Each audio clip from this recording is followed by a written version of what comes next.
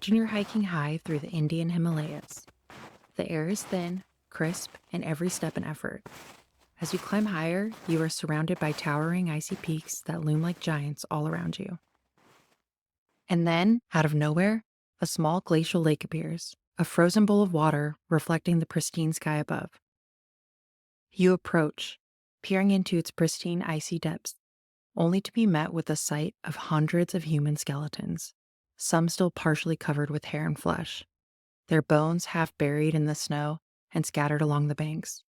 Chills creep down your spine, and it's not just the cold, it's the skulls with empty eye sockets staring back at you. It's the essence of death and mystery still waiting to be unraveled. Welcome to Roopkund. Hey guys, how's it going? I'm so stoked to explore this centuries-old mystery with you on this special spooky high-altitude episode of Wild Curiosity. We're wading deep into the eerie ancient secrets of Roopkund, or as it's better known, as Skeleton Lake. So happy spooky season. I hope you guys are enjoying the color changes as the weather changes and it gets darker, which sucks, but I did just get back from 3 days in the mountains, did a 25-ish mile loop in the sawtooths of Washington. It was super cool and beautiful seeing the larches. Went on a larch march with my friends and Jeff, and it couldn't have been better weather, really. It was hard. I'm limping, kind of behind on school now. So thanks for sticking around while I try to juggle this podcast and school and life. Before we dive into our episode about Roopkund, though, I wanted to talk about another really cool development in this 100-year-old mystery not too far from where our story is today, also in the Himalayas at Mount Everest. It's something that I've been following for a long time. I went through this phase for like a year where I was obsessed with Mount Everest. Don't really have any urge to climb it or anything crazy like that. Like, I probably would never do that, but I have always been interested in trekking to base camp. I've watched pretty much everything there is to see on Everest, shows, documentaries, whatever, and I kind of got wrapped up in this mystery.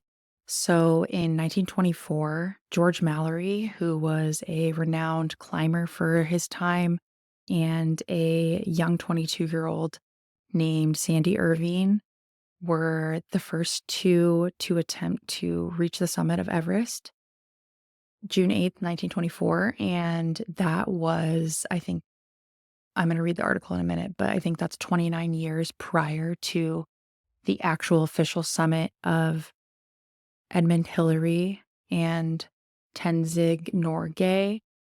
And they are the acclaimed first summiters of Everest, the tallest mountain in the world. But nobody ever knew what happened to George Mallory and Sandy Irving. And I'm going to read you guys this article, or part of this article, really quick, and I'll link the rest of it in the show notes. You should check it out. There's actually a picture of what they found, which, let's get into the article and I'll read it to you. So when they spotted it, there was no mistaking what they were looking at: a boot melting out of the ice. As they drew closer, they could tell the cracked leather was old and worn, and the sole was studded and bracketed with diamond-patterned steel hobnails of a bygone era of climbing. In September, on the broad expanse of the central Rongbuk Glacier, below the north face of Mount Everest, a National Geographic documentary team that included the photographer and director Jimmy Chin, along with filmmakers and climbers Eric Roepke and Mark Fisher, examined the boot more closely.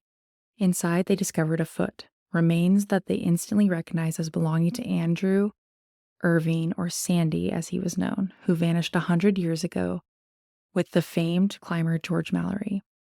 I lifted up the sock, Chin says, describing the moment, and there's a red label that has A.C. Irving stitched into it. Chin says he and his companions recognized the significance of the moment in unison.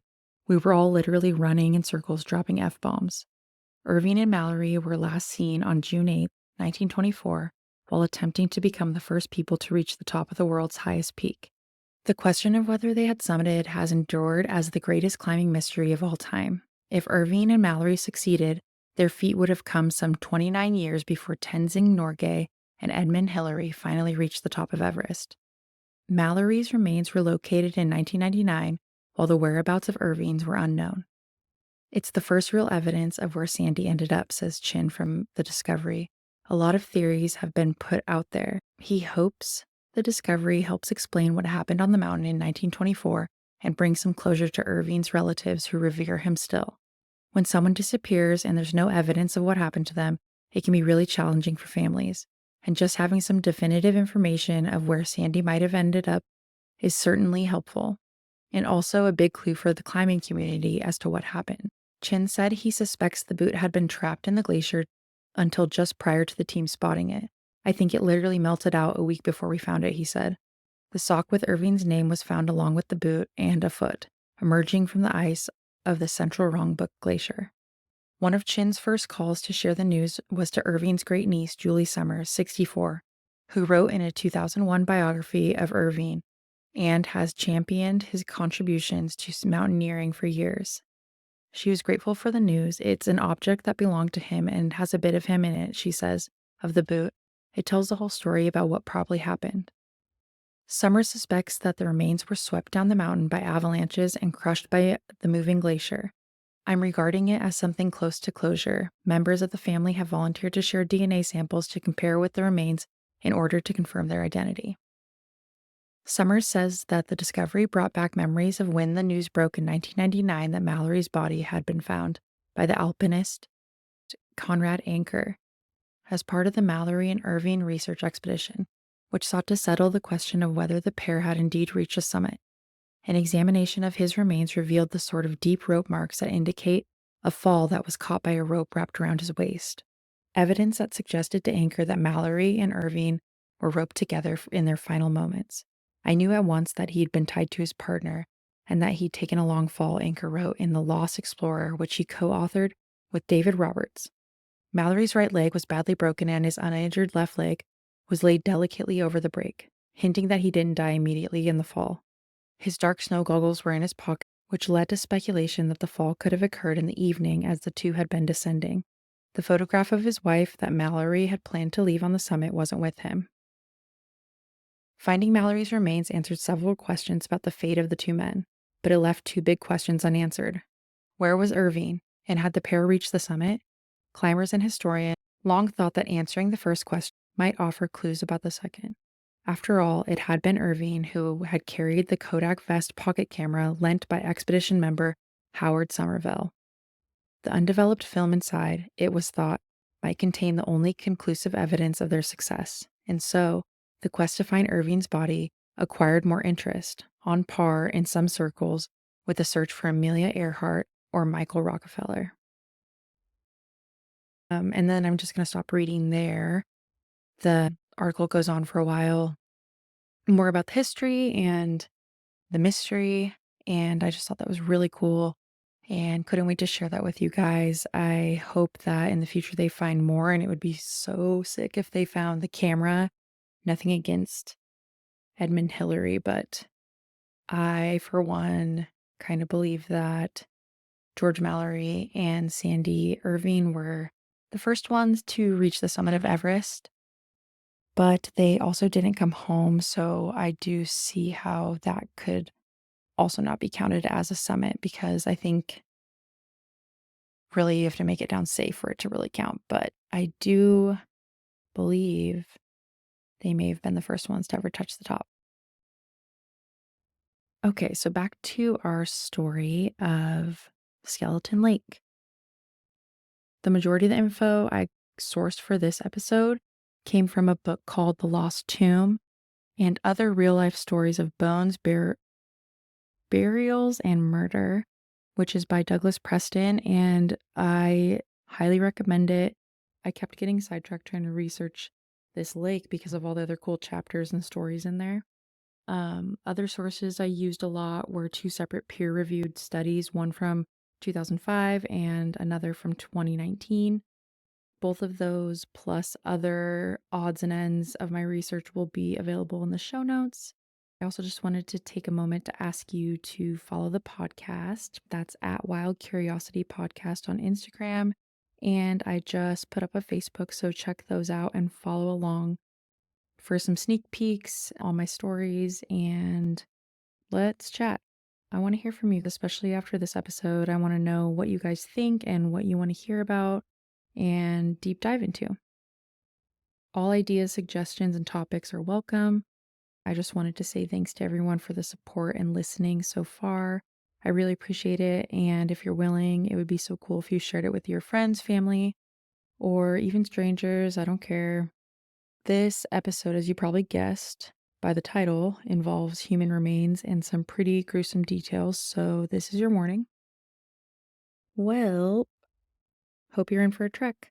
Make sure you stay hydrated and maybe pack an oxygen canister or two, because we are going up, way up, to try and solve the mystery of this high Ellie location and why it was these people's last. Who were they and what happened to them? All right, so let's first get acquainted with the area.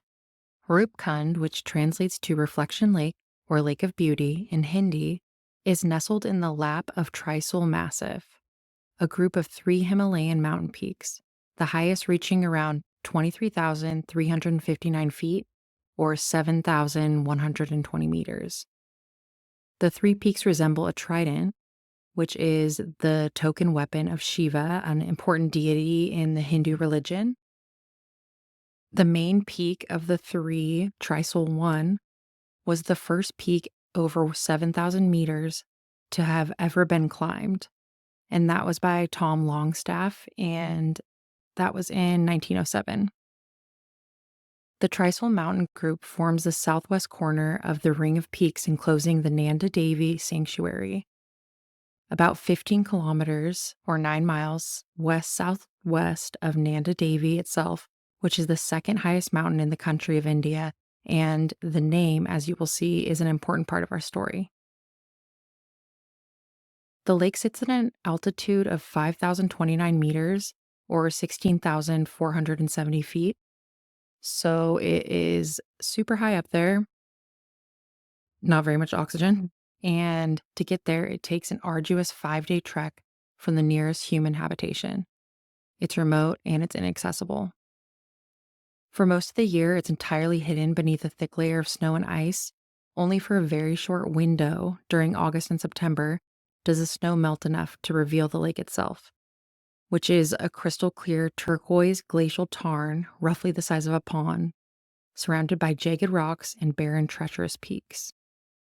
The modern story of Roopkund began in 1942 when H.K. Modwall, a British forest official, stumbled upon the site while collecting rare Himalayan flowers.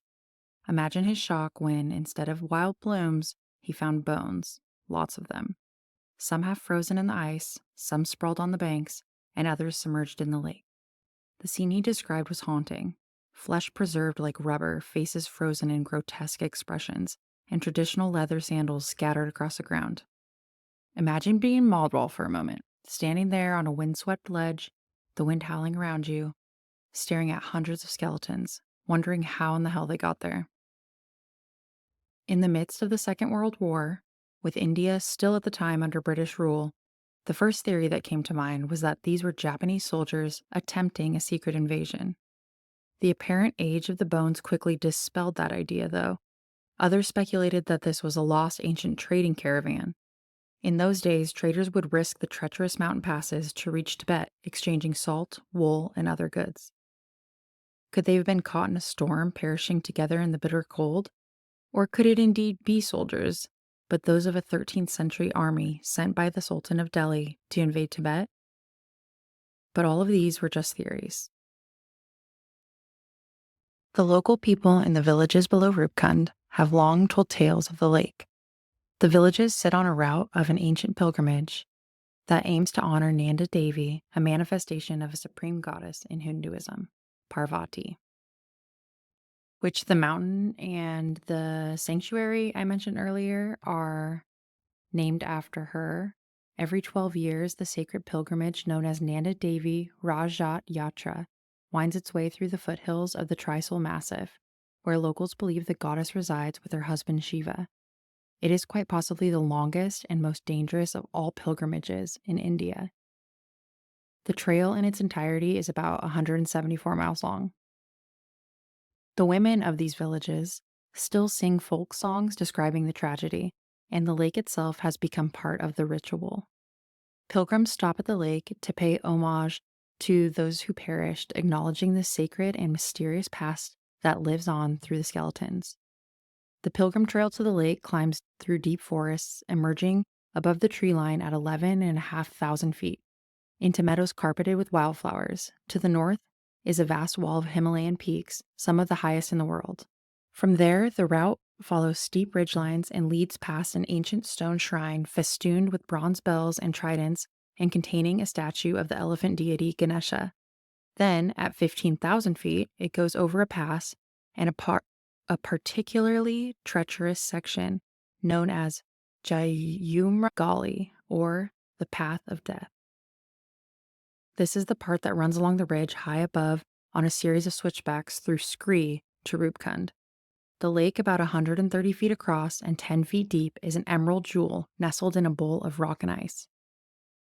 As local legend tells it, long ago, Nanda Devi left her home to visit a distant kingdom where she was treated discourteously by the king and queen. Nanda Devi cursed the kingdom, unleashing drought and disaster and infesting the milk and rice with maggots. In order to appease the goddess, the royal couple embarked on a pilgrimage. The king, who liked his entertainments, took along a bevy of dancing courtesans and musicians in violation of the traditions of the pilgrimage. Nanda Devi was furious at this display of earthly pleasures, and she shoved the dancing girls down into the underworld. The pits into which they are said to have sunk are still visible high on the mountainside. Okay, I said shaved and then pits, but anyways. Then, the legend continues that she sent a blizzard of giant hail and a whirlwind which swept all of the pilgrims on the path of death into the lake. Their skeletons are a warning to those who would disrespect the goddess. Okay, so just hang on to that little hail comment. And let's fast forward a little more than a decade after 1942 to 1956, where the Anthropological Survey of India in Calcutta sponsored several scientific expeditions that were sent to try and unravel this mystery. A snowstorm forced the first expedition to turn back, but a couple of months later, another expedition made it and returned to Calcutta with remains to study. Carbon dating, still an unreliable innovation at the time, indicated that the bones were between 500 and 800 years old. They found remains of men and women, adults and children, a mixture that didn't quite fit the previous theories of a military expedition. If you hear that knocking, it's Jeff cooking enchiladas. So can't really be mad about that. Many years later, in 2005, Roopkund was featured on a National Geographic documentary. The Indian media company that made the film assembled a team of archaeologists, anthropologists, geneticists, and technicians from research laboratories in India and the UK to collect and study the bones. Unfortunately, over the years, the lake had become very popular among the trekking community and it was being damaged. Bones had been stolen, rearranged in strange patterns, and piled in cairns. I don't know why you would steal human bones. That's gross. And I bet the bone thieves probably had some bad karma after that, or one could hope. Almost none of the skeletons were intact, and it was impossible to tell which bones belonged together or where they had originally lain. Nature had added to the confusion, churning and fracturing the bones with rock slides and avalanches. But luckily, a recent landslide had exposed a cache of fresh bones and artifacts, including the remains of a woman whose body was still partially preserved with skin and flesh. The scientists removed tissue samples for testing, shot video, and collected various bones and artifacts. The team estimated that the area contained the remains of between 300 to 700 people. Which is crazy, that's so many people. The scientific analysis swiftly discounted most of the prevailing theories. These were not some remains of a lost army or battlefield. Aside from a single iron spearhead, no weapons were found. The bones showed no evidence of battle, ritual suicide, murder, or epidemic disease. Nor was Roopkund a cemetery. Most of the individuals were healthy and between 18 and 35 years old. Meanwhile, the team's geographic analysis laid to rest the idea of them possibly being traders lost in the mountains, establishing that no trade route between India and Tibet had ever existed in the area. Although the Tibetan border is only 35 miles north of Roopkund, the mountains form an impassable barrier. Artifacts retrieved included dozens of leather slippers, pieces of parasols made of bamboo and birch bark, and bangles made of seashells and glass. Devotees of Nanda Devi carry parasols and wear bangles on the pilgrimage. The dead, it appeared, were most likely pilgrims. DNA analysis showed that all the victims appeared to have a genetic makeup typical of South Asian origin. Bone and tissue samples were sent to Oxford University for carbon dating.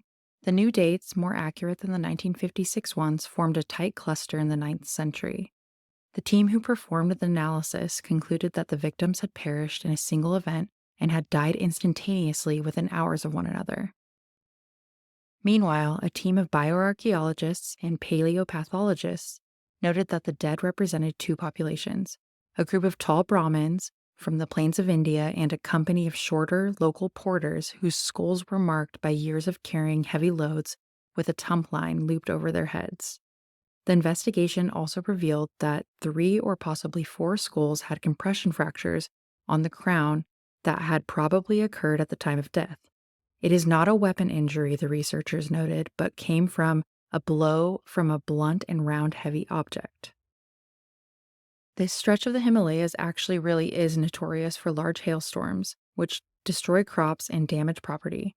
The team concluded that around the year 800 AD, a group of pilgrims were caught in a storm on an exposed ridge above Roopkund and were pummeled to death by giant hailstones.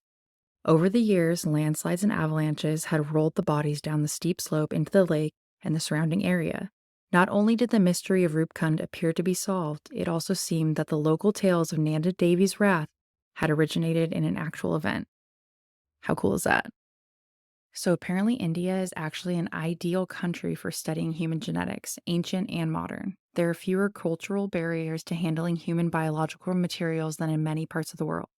And Indian scientists have eagerly pursued research into the people of the subcontinent. Geneticists have sampled the DNA of hundreds of living populations, making India one of the most genetically mapped countries in the world. In 2008, David Reich, a geneticist at Harvard, made the first of many trips to the country. He visited a leading life science research institution, the Center for Cellular and Molecular Biology in Hyderabad. While there, he discussed someday collaborating on a more detailed study of the Roopkund bones with the center's director and a geneticist who had headed up the previous DNA analysis. By the time the work began in 2015, the team, led by the Reich Lab and the Laboratory of Hyderabad, also included researchers at Penn State, MIT, and others. They wanted to find out more about who these mysterious skeletons belonged to and what might have happened to them. The project revealed something fascinating. The Roopkund skeletons were actually not all from the same group or time period. Through DNA testing, they found that there were 3 distinct groups of people who died there, hundreds of years apart. One group was from South Asia, as previously discovered, which makes sense given the location. Another was a single person from Southeast Asia, random. But then came the shocker. A large group, about a third of the total, had Mediterranean ancestry, likely from the Aegean region, which includes places like Crete. Huh? Crazy. Like, why were people from Crete in the middle of the Himalayas centuries ago? Not as old as the first bodies they found, but still 200 years ago. How did they get there? The scientists also analyzed their diet, finding that while the South Asians ate local foods, the Mediterranean group ate a diet typical of their homeland. Carbon dating showed that the South Asian group had died somewhere between 700 and 950 AD, while the Mediterranean travelers likely perished 1,000 years later around the 17 or 1800s. Now, the big question: why were these Mediterranean people in such an isolated spot in the Himalayas? No one knows for sure. There are no historical records of a large group of Mediterranean travelers in the area during that time, and the idea of them being on a Hindu pilgrimage seems pretty out there. One theory suggests that they might have been Armenian traders, but the DNA doesn't quite match. Scientists hope that future digs, especially in the frozen lake itself, might offer some clues. Who knows what else lies beneath the icy waters? The Rubicon mystery isn't solved yet, but it's clear that the people who died there came from vastly different worlds. It's kind of mind blowing to think that such a tiny, secluded lake high in the Himalayas could hold such a global mystery, unresolved and unanswered.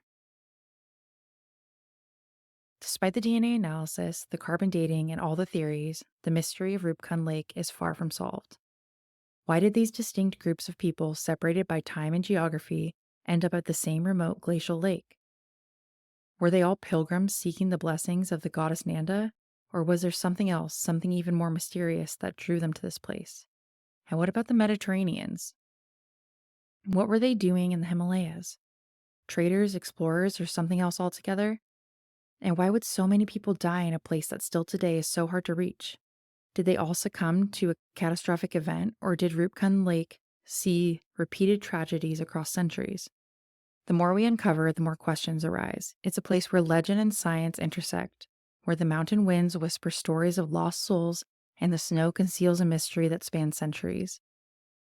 All right, guys, so stay tuned for some more intriguing stories from the past, present, and even future as we continue to explore the mysteries of our world and other things. Don't forget to please subscribe, share your thoughts on today's episode on Instagram. I'm going to have a post for the episode, so please, in the comments, let me know what you think happened to these people and your theories. Hopefully, one day the mystery will be solved, or just like the mystery of who summited Everest first, some more clues will be added to the investigation. And if anything comes to light, I'll definitely let you guys know. I'll be seeing you guys the Thursday after next for our next episode. So definitely email me, DM me, whatever you need to do to let me know what you'd like to hear about. Thanks again for tuning in, and always remember to stay curious and explore the wild. Bye.